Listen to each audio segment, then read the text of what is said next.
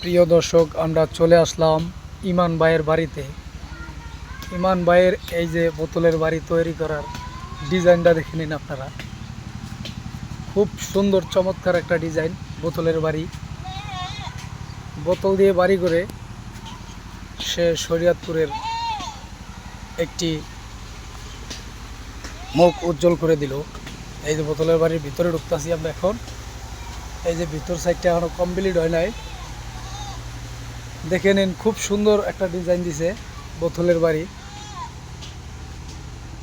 এই ঘর নাকি খুব মজবুত হয় বোতলের তৈরি করলে, আর এই ঘরটা ঠান্ডা থাকে আর কি।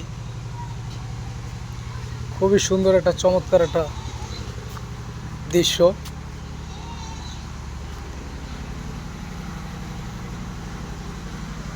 বোতলের বাড়ি খুব খুব সুন্দর দেখা যাইতেছে। হ্যাঁ, মূলত 6 রুম করা হইতেছে।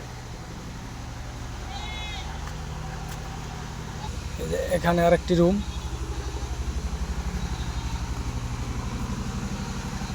এখনো ছাদ দেওয়া বাকি।